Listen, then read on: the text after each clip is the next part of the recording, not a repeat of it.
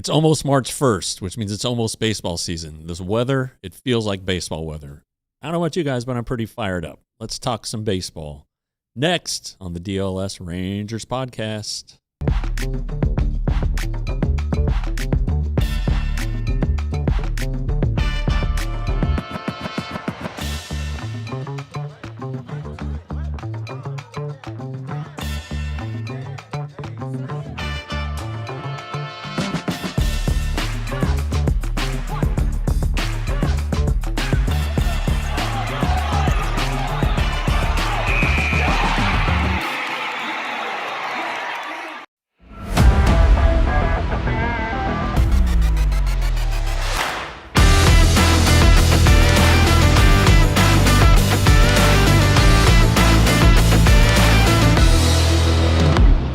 Yeah, let there be light, as in Jack Leiter. That's the prophet coming up with another banger of a thumbnail. And we're going to talk about Jack Leiter because we haven't talked about him yet this spring. We're going to do that in the second segment of the show today. I'm Jeff Wilson. Welcome to the Rangers DLS podcast. Elijah the prophet is on the production side, getting us taken care of, making everything look good like he always does. And again, as I always say, I know I need all the help I can get. The Rangers, they're doing okay. They lost a couple games yesterday, split squad. I hate split squads, but so be it. Anyway, we are going to dive into that and some more as we do the camp roundup. Do I call it roundup? Roundup, rundown, whatever you want to call it. Either R word works. All right. You guys may have seen, but first, we forgot about this. I forgot about this. Elijah didn't forget. Spring training deal. Become a diehard member for $36 for 1 year. ALLDLS.com/spring-training-offer. And there you go. You get a free shirt, $3 a month. Become a diehard. You won't miss any Ranger story. You won't miss any of the stories we do here at DLLS. But hey, this is a Ranger show, so let's do it. All right. Off to the camp rundown we go. You guys may have seen a couple different lineups put out by the Rangers today. The first one had Corey Seager in it, and the second one did not. Oh, Lord, what is wrong with the Rangers' best player? Well, he has a cold or something like that. The illness bug, there's always, it happens every year. Every year, I'm telling you, somebody gets sick, spreads it throughout the clubhouse, and guys get time off. It happened last spring to Jock Peterson, as I recall. It was a flu bug then. Mark Church showed up early this year. He might be patient zero in this whole thing. And other guys he's seen sniffling and coughing and not feeling well. Well, apparently it's Corey's turn. So he's going to be down for a day or two. Josh Jung, also not in the lineup. He didn't play yesterday as he was scratched with what Skip Schumacher told the reporters there in Arizona was mild hamstring tightness or discomfort or something. Look, it's February 27th. It was the 26th yesterday. No need to rush. So Jung is out yesterday. He's out today. Check back in with him tomorrow to see if see if he's playing. But again, there's no rush. Remember in 24, he got to camp early. Went out and took ground balls and yanked his calf muscle and messed it up. And he barely played that spring. And then he was in the lineup on opening day and had 4 really good games until that darn Phil Maton hit him in the wrist and broke his wrist and basically ruined his season. So I wouldn't be too worried about Josh.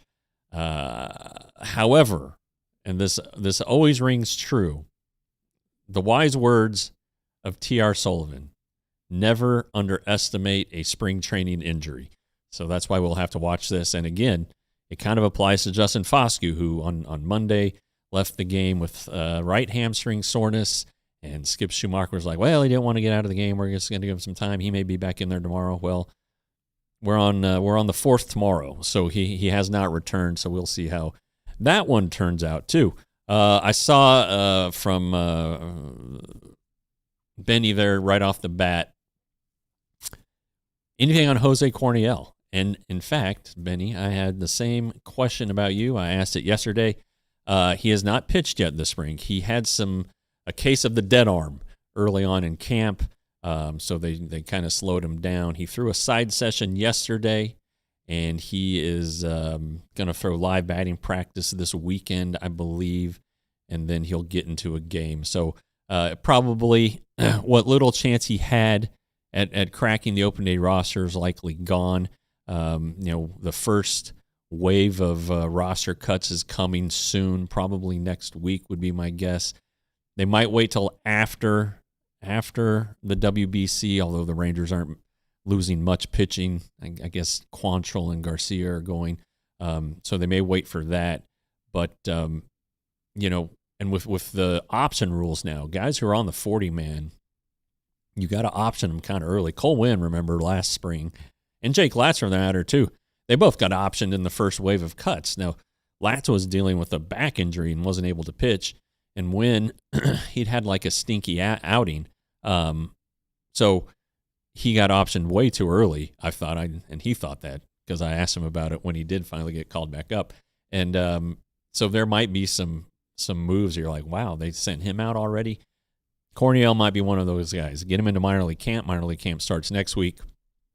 Let him start building for the AAA season, which starts pretty shortly after the big league season. Now with the season so long now at AAA, I think they start. Let's see, opening day for the Rangers is the 26th. They may start the 27th or the 31st. It's early. Whatever it is, it's early.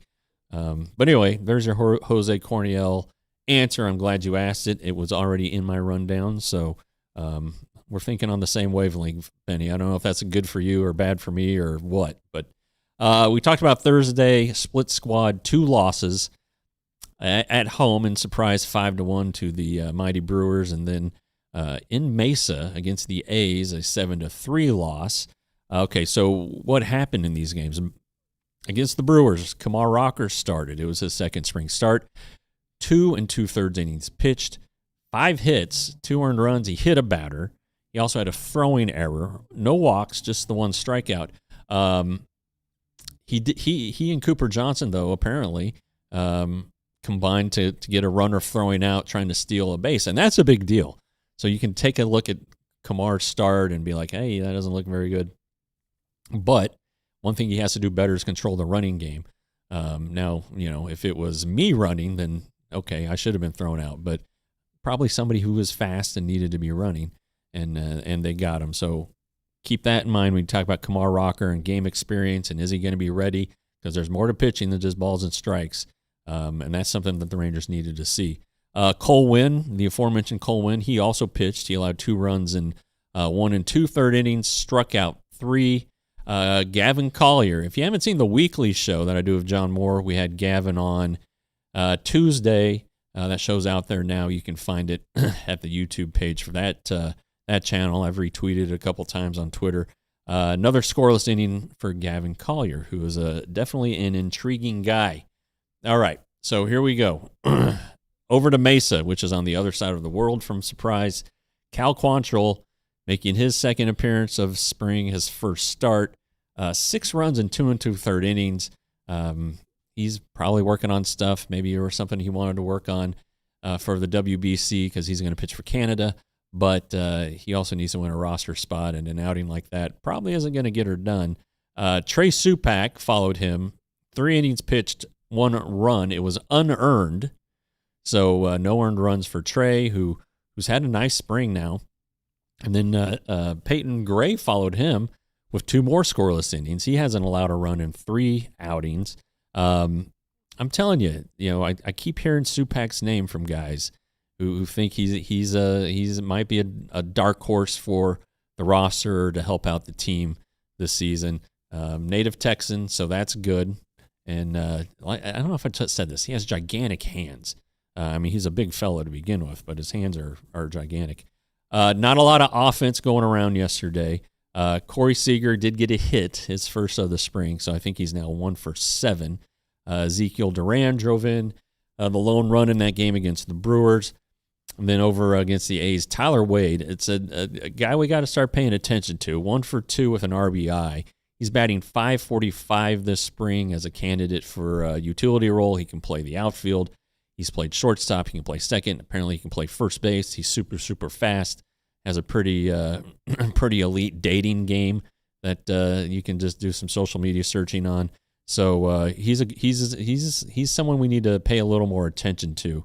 The one thing holding him back, I think, is that he is a left-handed batter, and so that could be an issue if you think that he can, Josh Smith needs a platoon partner. Well, it's not going to be Tyler Wade because they both bat left-handed. So watch him. It's been good so far. Not as good as Sam Haggerty, who picked up another hit. He's now batting .667. Haggerty's a switch hitter. So that's kind of, if you want to say, are they similar players? Both fast, both can play multiple spots. Haggerty can't play shortstop. He's never played first as far as I know. So anyway, Haggerty looking like he's going to become a roster guy. Uncle Ted, why is a lefty holding him back? Because the Rangers don't need left-handed bats. If they're going to platoon at second base, they got to have a right-hander. If they're going to platoon in left field or in or wherever Evan Carter ends up, or on a day off for Nimmo, it doesn't make a lot of sense to have a left-handed hitter. I'm not saying they can't have one, but I think any left-handed hitter, Alejandro Osuna, is kind of at a disadvantage right now, trying to make this roster. And so today's lineup, we got that without Corey Seager, without Josh Jung. And here you go. They are at the White Sox, which is you just, you head out of the complex, turn right on Litchfield, go straight down to Camelback about, 4 or 5 miles, turn left, and you're there. Evan Carter leading off and playing center. The other day when he and Wyatt were in the same lineup, Evan was in left and Wyatt was in center. Jake Berger, first base, batting second. He's not batting second this season. This is to make sure that he gets as many at bats as possible in the time that he decides, or the time that's been allotted for him to play. Josh Smith batting third. Then you see Cameron Cawley, who is the guy who replaced Seager, and then a couple minor leaguers in there. So yeah, this isn't a great lineup. I would have thought that going over to Glendale, the Camelback Ranch where the White Sox are, would have thought that not the longest trip on earth. Why not have some regulars going over there? I think later when they start playing back-to-back games more frequently, you'll have to see them hit the road a little bit more. And then you saw that Mackenzie Gore is the starting pitcher. He made his debut over the weekend, gave up a couple runs in 1 2/3 innings. This is a guy who obviously was acquired in January. He's in the rotation. He's going to get the opportunity to ease his way in. This isn't his first rodeo. Now, following him, the pitchers who are listed, Jacob Junis, who was a January free agent signee, Robert Garcia, in what might be his last outing before he heads off to Team Mexico. Maybe they get him in a game Sunday or Monday. It's possible. Alexis Diaz, the guy I'm very, very interested in seeing. And then Leandro Lopez, the prospect who was added to the 40-man in November. He got the win in his Cactus League debut, so good for him, I guess. But another guy who will become depth for the Rangers this year, but he's going to be pretty far down on the depth issue. But when you the depth chart, but when you have a 40-man spot, that kind of inadvertently, or it may just bump you up, especially if it's your day and you're needed in a pinch. Jack Leiter is going to pitch tomorrow's game, and that's kind of going to lead us into the second segment as he gets ready for his second appearance. And we'll dive into that. Let's see if there are any extras of note today for the game. Not really anybody who just jumps out and is like, man, I got to see that guy. Yeah, Hansen, who was drafted last year. Thanks for pointing that out. Nope, nobody else. All right, so we're going to go to a commercial right now, and then when we come back, we're going to talk about our good friend Jack Leiter, right after this on the DLLS Rangers podcast. Hey guys, guess who's back? It's Game Time, our favorite ticketing app for your needs. If you missed the tickets live or last minute, you want to get in there to an event, whether it's sports, concerts, plays, whatever. In this case, it's sports, and the one of the two going on right now, the Stars, they play tomorrow night, so you can get tickets through Game Time there. And then from the March 6th to the 16th, I believe, they have 6 home games, plenty of opportunities to use the app. So what do? You download the Game Time app, and for your first purchase, if you use the code DLLS, you get 20% off. The price you see is the price you get. No hidden fees, nothing like that. And then you can also check out your view. It's very, very good. And you can also get spring training tickets. If you want to go to spring training, just type in Cactus League or type in Texas Rangers, and voila, it's right there at the palm of your hand. Once again, that's the code DLLS, 20% off your first purchase on Game Time. And then we can't really have an episode, I don't think, without talking about Wild Fork Foods, our friends at Wild Fork Meat and Seafood Market, 9 DFW locations. You can also become a member and do your shopping at wildforkfoods.com for $29 a year. Guess what? You get free shipping. It could be same day, no later than next day. All kinds of meats, different cuts of meats from different countries, different parts of the world. Japan, you can get the Wagyu beef. Argentina's a big player. Brazil's a big player in beef. Seafood, shrimp from Argentina that I've sampled, very, very good. So again, go to wildforkfoods.com. Their food is what they call flash frozen, and that's better than fresh because it keeps the nutrients in. The nutrients can't get away, thaws quickly. It can be ready the same day that you buy it. Wildforkfoods.com, our friends at Wild Fork Meat and Seafood Market. Yeah, Wild Fork, it's the place to be, man. And Game Time, you're right there, Misty. I miss John saying Game Time. That's not my style though. So anyway, Game Time, good people. All right, so Jack Leiter, he is going to make his second start of the spring mañana. He started Monday against the Angels at Tempe. Had to deal with the traffic on the way back, but that's okay. 2 scoreless innings, probably 18 pitches in the first, probably not as efficient as he wanted to be, definitely not as efficient as the Rangers wanted him to be. But I think, I wrote a story and published it about 30 minutes before we started the show here at alldls.com/Rangers.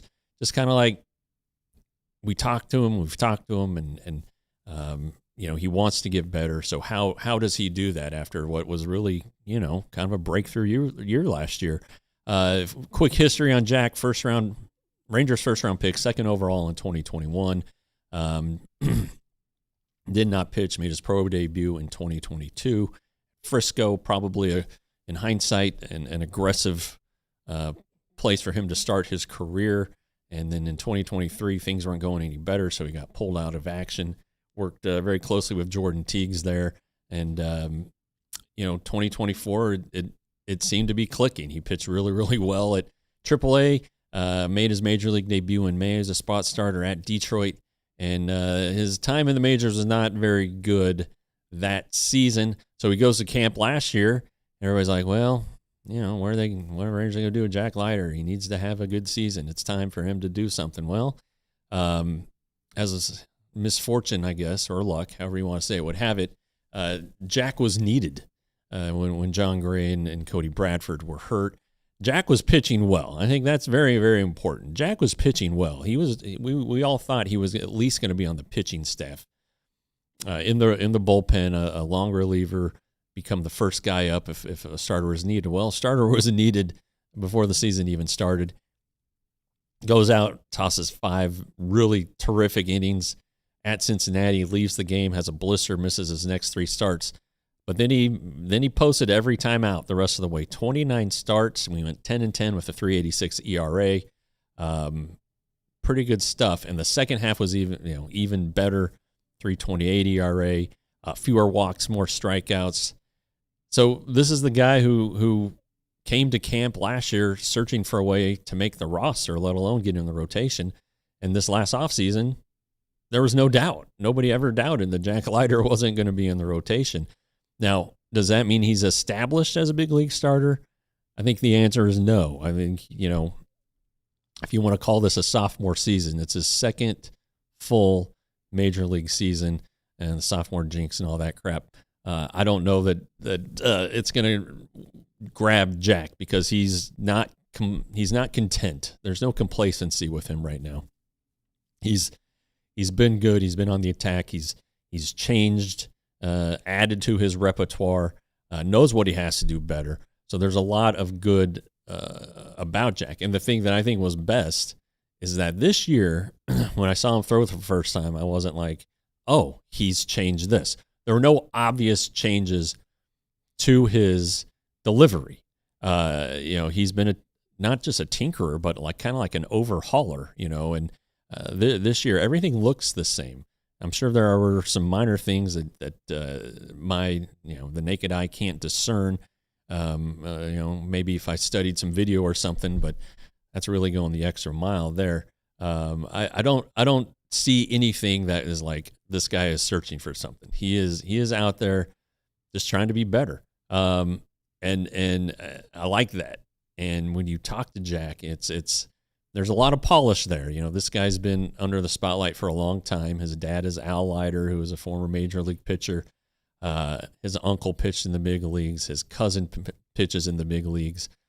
I think he's with the A's now, Mark Leiter Jr. And so a lot of Thanksgiving meals talking baseball pitching, I'm sure. But I think the foundation for Jack was laid there in 2023 when he was working with Jordan Teagues. I think in addition to, slowing down the process for Jack and focusing on making him more, making his delivery more efficient, whatever it was that they did a lot.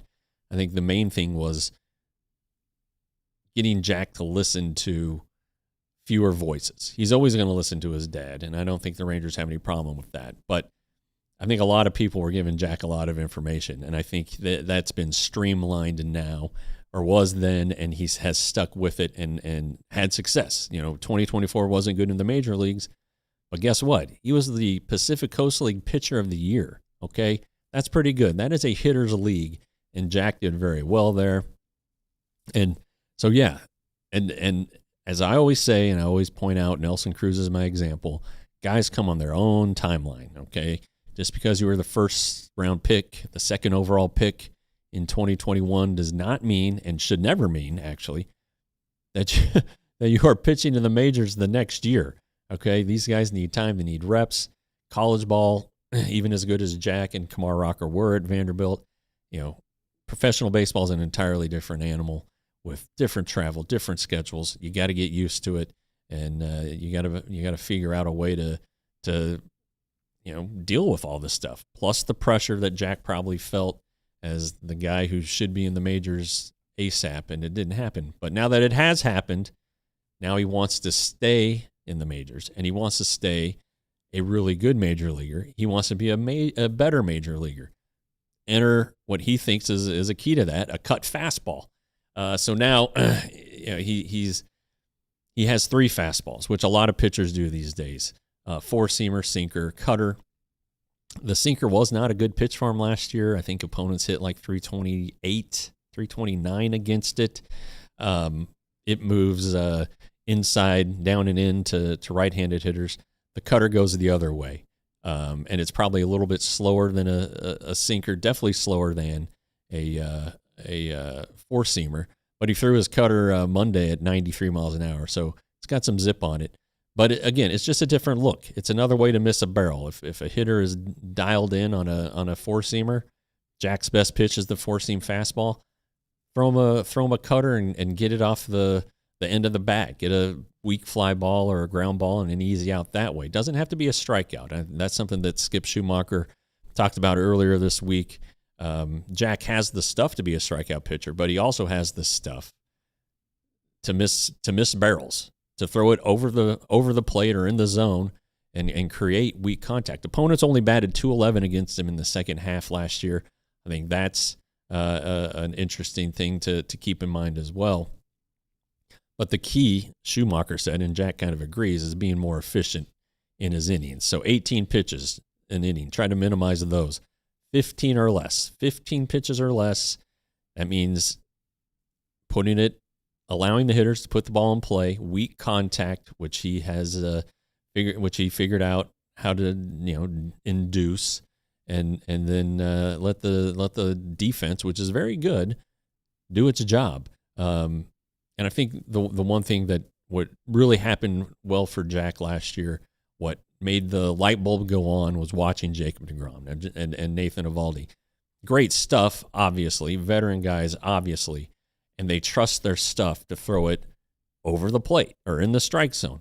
And it's good enough to get swings and misses, but it's also good enough for, early in counts, guys put the ball in play, and you can get some easy outs that way. So for Jack to take the next step, he has said he wants to pitch deeper into games, pitch more innings. It's what every starting pitcher wants, but few are able to do it. Jack threw 151 and 2/3 innings last year in his 29 starts.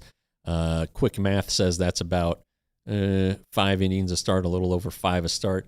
Nobody wants to be a 5-inning pitcher. Maybe some guys do, but I think Jack, with his dad's pedigree, does not want to be a 5-inning guy. And if he's sitting between Nathan Eovaldi and Jacob deGrom, they sure as hell don't want to be 5-inning guys. So they're rubbing off on him that way too. But yeah, so more strikes, fewer walks, and earlier outs, quicker outs. We've made a big deal out of it, especially last year in 2024 when Jack first came up. He would get to 2 strikes. He could get ahead of guys, but he couldn't put them away. So it's about ending the at bat right then and there. Maybe that's where the cutter comes in. Maybe he can have his more devastating slider or kick change pitches that are allowed to get better. Maybe he can throw one of those and get a swing or a miss. But 15 or less, 15 pitches or less, that's always been kind of the limit. 15 is the limit, because 15 times 7, 105, 100 pitches in 7 innings isn't that much. So that's kind of the number to watch, I think, for Jack this year. Pitches per inning. It was around 17 last season. It doesn't sound like that big of a deal, 2 pitches, but it is. It can be the difference between going 5 or going 6 or going 6 or going 7. And so that's something to look at. And then I think it'll be interesting to see where the Rangers place him in the rotation. He started their second game last year against the Red Sox. So I guess he made 2 starts, before the blister, and pitched well. The Rangers won that game. And how do the Rangers want to roll out the rotation? They've already said that Eovaldi and deGrom are in some order are going to pitch in that opening series against the Phillies. How do you do the second spot? Let's say all right, deGrom, opening day starter. Who's next? Do you want to go with Eovaldi? Do you want 2 power guys? Although Evaldi's a little more finessey, I guess, than deGrom. Do you want those 2 back to back? Do you want to sneak a lefty in there? I don't think you would want Jack in the second spot especially if you're planning on throwing 2 other right-handers. So maybe Jack starts the opener at what would be the next series at Baltimore, and then let's say Latz is the 5th starter. Well, then you're going to go left, right, left in that scenario. So that's a possibility. And then the guy who starts second can start the home opener. There's an off day in there, so you can flip those 2 if you want to have either deGrom or Eovaldi start the home opener. They can do that on normal rest thanks to that off day. So there are ways to do it, but the important thing to note here is that Jack has gotten to the rotation. He was searching for a way to get there, and now he's searching for a way to not just stay there, but maybe, rise up the ranks, be mentioned in the same breath as deGrom and Eovaldi. It'll take a lot.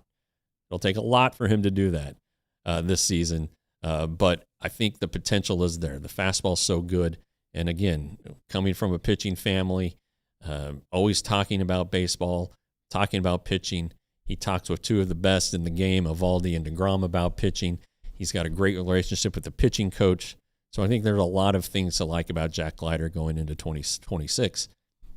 He just has to go out there and do it. And if he does, the Rangers are in pretty good hands.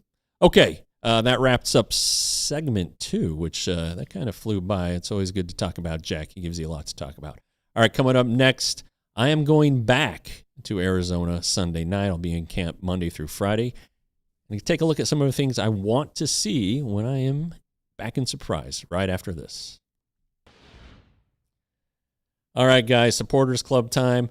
If for those of you who are in the Supporters Club, hopefully you've had a chance to check out the riveting video of the day in the life of a baseball beat writer at spring training. I tried to take you through my day from not the moment I wake up. That's a little too personal, but from the time I leave the room until I get to the ballpark and then until I leave the ballpark again. It's a lot later now that games are starting, but that's fine. Anyway, you get access to videos like that and as well as from our other beats. And the only way you can watch them is to become a member of the Supporters Club. It's our diehard membership for the YouTube channel. It's youtube.com/@DLLS_sports. Take you to the homepage, push the join button, take you to the process. You get the badges, you get the emojis, and you get sweet videos that you won't want to miss. And then I think it's worth mentioning again that we've got a sale, a diehard sale. And $36 for 1 year, their spring training special. You can scan the QR code or go to alldls.com/spring-training-offer. It'll take you where you need to go. And part of that includes a free t-shirt, which you will select at store.allcitynetwork.com. That's where we keep, that's where you get all of our stuff, like this hat I'm wearing. It's the only DLS merch I'm wearing today. Hats, 5 of them. T-shirts, more than 50 of them. Sweatshirts, I don't know, 4 to 6 of them, I think. Flags, the pint glasses. I've lifted a few of those this spring. Coffee cups. And again, that first T-shirt at store.allcitynetwork.com is free with your membership. $36 for 1 year. All right, here we go. Back to Surprise I'm Headed. I'm bringing John Moore from the weekly show with me. He likes to come out there and see the guys and help set up some interviews for our weekly show, which we had Gavin Collier on most recently. So what am I looking for? Well, it's still early in camp, and I don't go into this blindly. I understand that. This is my 19th spring, and the results, though, the performances are starting to matter a little bit more with certain guys. The guys who are competing for roster spots probably feel like every game matters, even though they've probably given a little bit of a grace period. I think the manager gives them grace. I think I give them grace. The media gives people grace. But it might be time to start doing stuff. And really, some of them already are.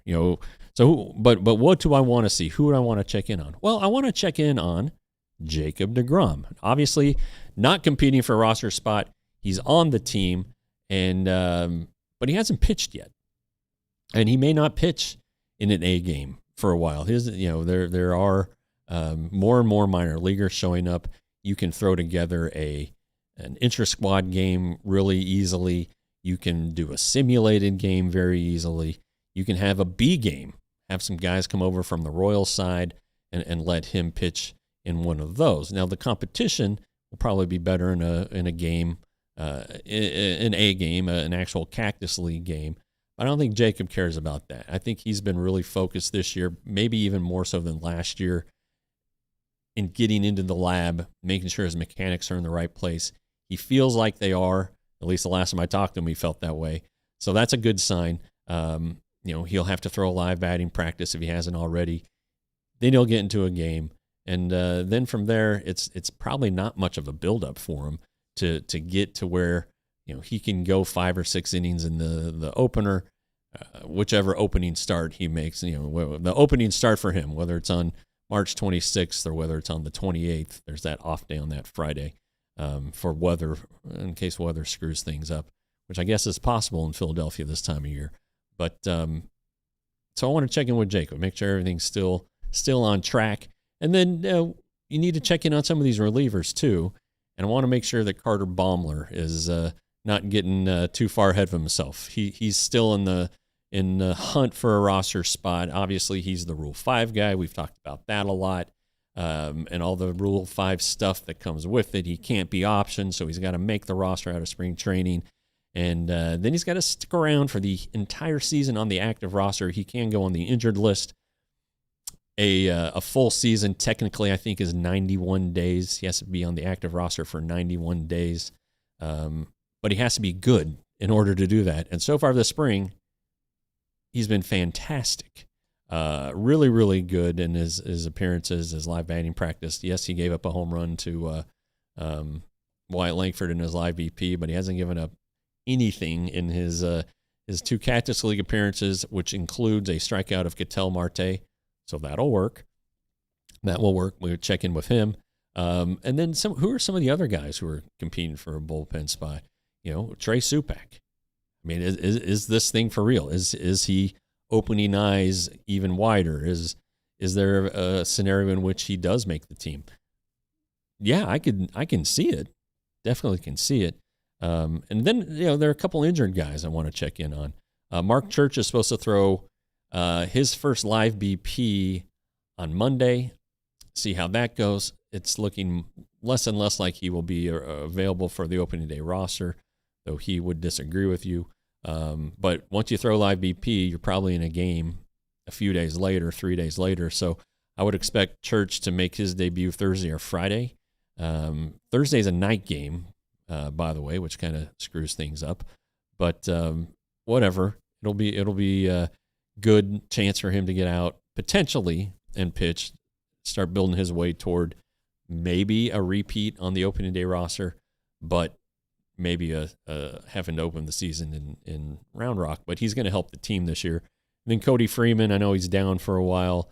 We remember he was on our show twice. One of the nicest guys out there. He actually volunteered to come back after the technical difficulties.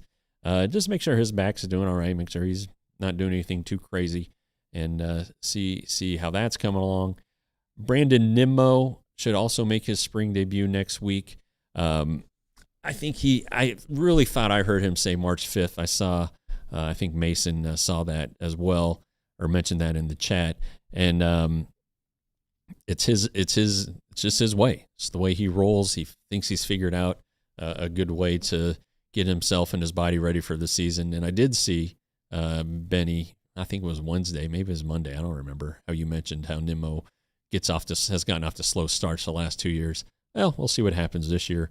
Minor league camp will start next week, and that's always a good one. That's always good to see all the kids there. I always look to see which recent Dominican and international signees are there. Some of these kids are 16 or 17 and haven't even been to the United States yet.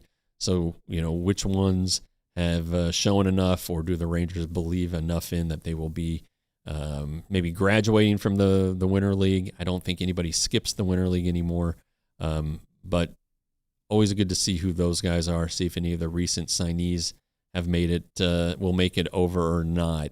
I think last year a couple guys did from the class that had just been signed 2 months earlier.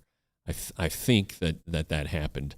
But it's always good to see, all those guys who kicked butt last year in the DSL, see if any of them get a taste over here this spring. And then I am curious, and I don't know that how easy it will be to talk to him, but Song-Joon Kim, the Korean player who the Rangers signed for $1 million bonus, what was it, last May, June or May? Two-way player, and not sure which one's going to play more. I've heard that he's probably going to be a pitcher. But kind of hearing the same thing about Josh Owens. Maybe people just default to pitching when these guys are first attempting to do this, and maybe that is the way it ends up. I mean, arms are so valuable, but these guys can do a little something with the bats, and They're both athletic enough to play shortstop and do it well. So let's not close any books on anything just yet, but I would like to see Kim and talk to him about how things are going, and has he adapted to things over here in the United States, and what's his support network going to look like, and all that stuff.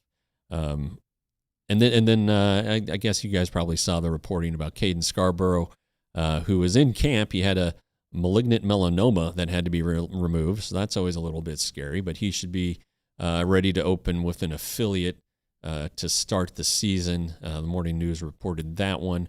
So, John Moore and I had tried to get Caden on the podcast last month, and he said, well, I can't do it right now, but I can probably do it in March. I was like, okay, boy, I sure hope he's not hurt. and he's not hurt. So that's good. But probably a little bit scary thing for him there on the physical, or went to the skin doctor for a check-in or whatnot. He is from Florida, and he seems fair-skinned. I don't know if he is or not officially, but wear the suntan lotion or wear long sleeves, whatever it takes for you guys out there. Let's try to avoid the skin cancer at all costs. So that's kind of what I'm looking for. Holly asks, do I have a dark horse to make the final roster? I guess, my favorite guy who I want to make the roster is Robbie Ahlstrom, and he's pitched well. He has to stop walking guys, He's had to pitch around walks in both of his outings.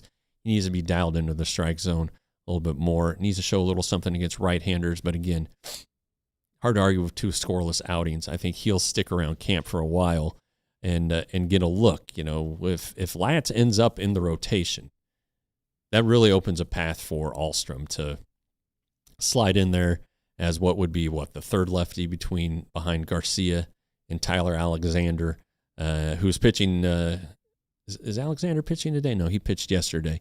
In any event, I think if Latz makes the rotation, then Ahlstrom could really make this roster. So I'm keeping my eye on Robbie. Again, Supak, just because I've heard some good things about him. I did mention Tyler Wade. I do think I just do think the left-handed thing is an issue. But I mean, if he's good enough, he's going to make the team. But if Skip Schumacher, and this is my impression, I left camp last week with this impression that Skip is going to really use his bench, and that indicates to me that there's going to be some platooning going on. And so on a day where you might be facing a left-hander, so you got all your right-handers in, and then they switch to a right-handed pitcher, you're going to have some left-handed bats already on the bench. So I don't know that you would need another one. Anyway, that's where I'm kind of at on Tyler Wade. I think in my last roster prediction, I did have Mark Canha making the roster. I don't know if you would call him a dark horse, but I'm sure there are people in the chat who don't want him on the roster. He's older and not a great outfielder, and really when you look at his career numbers, not spectacular against right-handers, or against left-handers rather. Sorry. So I don't know that I would consider him a dark horse though, because the name. Gavin Collier, I think, would be a dark horse. I know he's generated a lot of buzz. I don't think he's as close as the buzz seems to indicate, but he is a talented guy.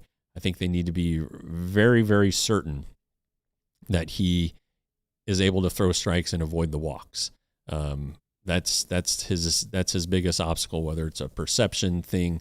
Spring training, you might be able to do it, but it's a guy who's never been in the majors, so what would a third deck do to him? A big crowd of 40,000. Obviously, the first time, anytime a guy makes his major league debut, he's got the butterflies and all of that stuff, and the extra adrenaline, and how does that affect his command and his control? But you got to rip the Band-Aid off at some point. I just don't know if it's going to be an opening day roster this year. So Holly, I think I gave you about 5 names, but Alstrom is the one that I think has the best chance, especially if Jacob Latz ends up in the rotation. All right? Okay. Great. Another segment down. We're going to finish off the week with some batting cleanup, and we'll do that right after this on the DLLS Rangers podcast. Okay. Third time is the charm. Do that. Get our spring training diehard membership deal, $36 for 1 year. I'm assuming it runs through the end of spring training. So that means you do have some time because we're still in February for another day. But why wait? Why wait? It's spring training right now. If you want to read as much as you can about the Texas Rangers at DLLS Sports, you got to be a diehard member to do so. Just about everything I write is behind the paywall, so you don't want to miss out this Jack Leiter story that we just talked about. I didn't give it all away in the story, or in us talking about it in the second segment. So there's still some stuff in there that you need to go check out. So I'll be hitting it again next week with probably a story or two a day, and probably get something up by this week on Sunday. Try to have a little Sunday reading for you guys. Anyway, scan the QR code or go to alldlls.com/spring-training-offer. All right? And it'll take you where you need to go. You enter your stuff, and pretty much right away, you're a diehard. You get access to Stars, Mavericks, Cowboys. We got the group at the Combine this week, Rangers, and 20% off our events. I know some of you have gone to the events we've had, Mavs and Stars. Probably going to do a Rangers one. It's definitely been talked about. And then you get 20% off our merch at store.allcitynetwork.com. That's where you get your free shirt with your diehard membership, and where you get so much more, like this sweet hat. I really like this hat. I think Mason said he has this hat. It's a winner. All right. We're going to do some batting cleanup here, and we're going to start it with our old buddy, Max Scherzer. He is going back to the Blue Jays. He has a contract, 1-year deal that could pay him $13 million, but which is the same as Justin Verlander. Okay, Justin's is guaranteed, albeit $11 million of the $13 million deferred until 2030. Low base for Max, but it's a $1 million. He has $1 million bonuses for every 10 innings after 65. So this guy can really pile up some money. It's interesting that the Blue Jays have gone back to him. I think, they do have those injury concerns that popped up the first week of camp. So there's definitely a spot for Max Scherzer. And if he's good, he's going to pitch. And this guy's a bulldog, and we've seen it. We didn't see him much. We didn't see him in his finest form, of course. He dealt with injuries pretty much from the moment he landed in Arlington and started pitching. That includes the World Series. But Max Scherzer was a good guy, is a good guy, and he's old and he's dealing with stuff. I'm old and dealing with stuff too. One thing though, and I think it's been mentioned here, or maybe not, if there is a lockout next year, and if next year is lost, you're probably seeing Max Scherzer and Justin Verlander for the final time this season. Hope that's not the case. Hope games are played, and if these guys want to keep trying to out-earn each other and out-pitch each other, that, by God, there are games for them to do it in next year. All right, another old friend alert, although he's not old, he's young. Zach Kent, who was on the Rangers roster, 40-man roster to start spring training. Once they got Jordan Montgomery, somebody had to go, and Zach got DFA'd. He was finally claimed yesterday by the Minnesota Twins, and the Twins, they have their own rotation injury issues. Not that Zach's a starter. He has started in the minor leagues, was a pretty good starter at times for the Rangers when he was with the Rangers in their system. Former 9th-round pick from the Virginia Military Institute. So you don't see a lot of guys come out of there. But Zach Kent has, and he is back on a 40-man roster. He has been, was that the 4th time he's been claimed? I know the Cardinals have claimed him twice. The Rangers claimed him once. Whew. It's kind of been a whirlwind for him, but he's going to pitch in the major leagues this year. I have a pretty good feeling.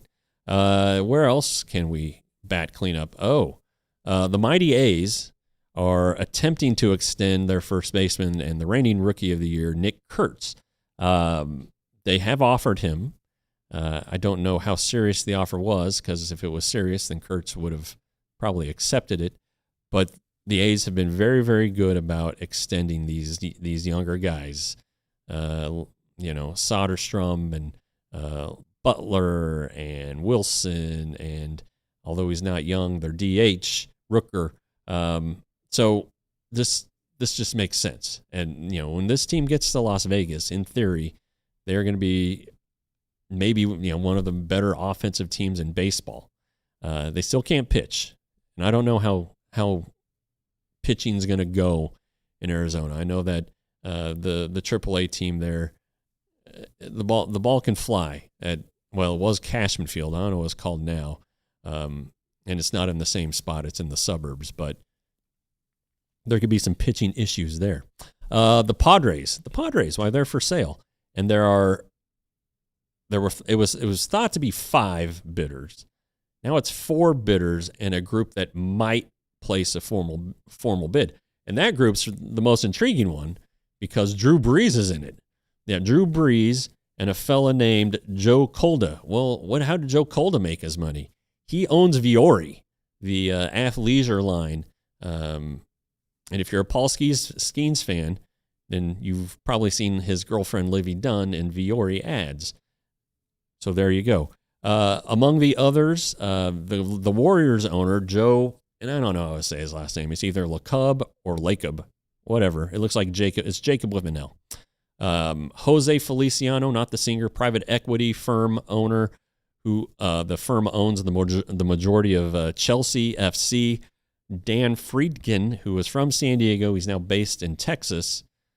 He also owns a piece of Everton. And then there's the mystery bidder. Dun, dun, dun.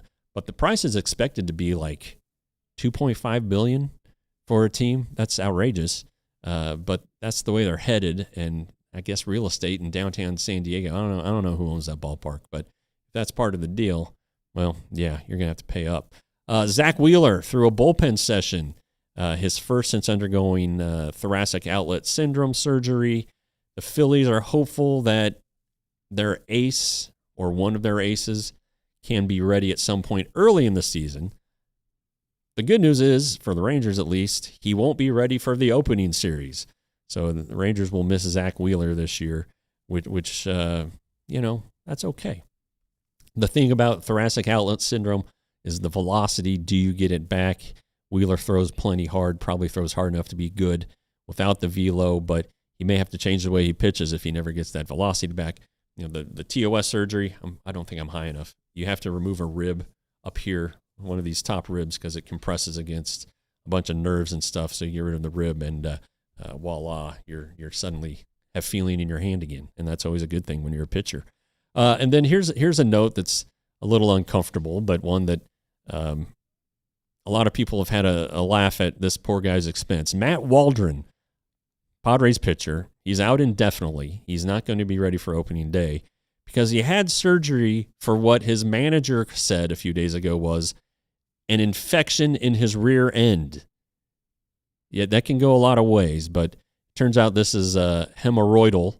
So he had a bunch of hemorrhoids removed. Needs to go over to Surprise and talk to George Brett about that and get some Preparation H. I bet George has a lifetime supply of Preparation H. That's an old reference for you guys, but some of you probably understand it. It's very unfortunate that this became public.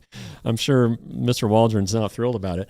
I do remember in 2015, Jeff Bannister's first season, and a guy who's become a friend of mine post-baseball, Kyle Blanks. You remember Kyle Blanks, the big outfielder who was hurt a lot but had tremendous power. He played for the Padres, played for the A's, then came for the Rangers. He had a cyst on his behind, and we were in New York, and he wasn't playing because he'd been hitting the ball well, and I don't know if it was emergency surgery, but he had surgery in New York to remove the cyst. And Kyle didn't like talking to the media in the first place, which makes it kind of ironic that he and I talk so much. But Kyle blanks. That's what it made me think of. Kyle, by the way, has gotten into the cannabis business. I think he was on just the smoking end of it when he was a player, but now he's selling it in New Mexico. Therapeutic. He's a big believer in its therapeutic uses, not just for cancer patients, but for anybody who's dealing with injuries. He really believes that cannabis would help major league players, and I think a lot of them use it. We just don't know about it. So it's illegal if you're on the 40-man roster. I think it might be illegal now in the minor leagues too. Anywho, there's my butt story. Yeah. How about, you're right, Gallagher champ. Just call it a lower body injury, okay? Or just say, exactly. Lower body injury. The one thing that hockey would get right in this situation. What else do we got? What do we got in the chat there, Mr. Elijah? What are my thoughts on Imai's debut? Well, it sounded like it went pretty good, right? 1 inning, 1 hit. Checked all the boxes here, it says on MLB.com. He was the big Japanese import on the pitching side this year, and the Astros got him, and his deal, I think he can get out of it after this year, if I'm not mistaken. So I'm sure he wants to have a great year, and I'm guessing the Astros want him to have a great year. The Farm Report. Does a guy like Malcolm Moore start at Hub City or Frisco? Seems like maybe he needs to repeat high A after injury. I agree with you. I think that's a proper destination for him. He's been in Arizona for a long time. He was catching early bullpens early on the first day of camp. Malcolm was out there helping with the other catchers, but yeah, he struggled last year. I wonder how he was hitting okay before he broke his finger. So I wonder how much adjustment time there was, if he developed any bad habits. Whatever the case, it wasn't very good, and it needs to be better. And again, there have been some changes in the minor league hitting department, so maybe that will help with the 2024 first-round pick. I think there was a Davalillo question from Benny. Will he be assigned to Frisco again, or will he open with Round Rock? I don't know. I think a lot of it depends on – it always depends on how the non-roster guys go. The NRIs in camp, are they going to stay? Are they going to leave? Do they have outs in their contracts, or are those outs before opening day or at some point like in May 1st, May 15th? So, if the Rangers have a bunch of guys who are NRIs, then, will they end up going to Round Rock, which would then force guys who you think might be in Round Rock and force them to go to Frisco? I'm thinking, just kind of looking at things, potentially Kamar Rocker, Santos, who's probably going to be a little bit delayed because of the broken left hand, Corniello, who we've already talked about, who might be delayed. And early on in minor leagues, early in the season, they let these guys build up. They're not going out there and throwing 5 or 6 innings from the start. It might be just 2 or 3. They're on pitch counts, and that might also be how that's how they finish their buildups also. But you got to watch after these guys. So I don't have an answer for you there, Benny. I do think that it's entirely possible that Davalillo goes back to Frisco. But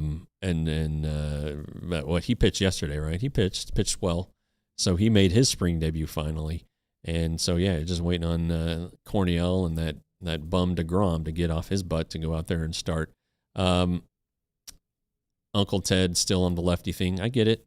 I understand where you're coming from, but I just think the way the roster is constructed right now, with so many left-handers who the Rangers aren't sure can hit lefties, that a guy like Tyler Wade and Osuna are going to have a harder time to make the roster. Doesn't mean they can't, but I just don't think necessarily that they will. Okay, well, like I said, I'm headed out to Arizona Sunday night. We'll be in camp Monday morning. Tuesday's a wacky off day, but there will be a lot of minor leaguers to hopefully go out and see and talk to and see how that breaks down. And then Wednesday, Brazil. Thursday, a night game against the Royals. Friday, day game against the Mariners. All of them in surprise, so I don't have to leave. I don't have to leave surprise city limits if I don't want to.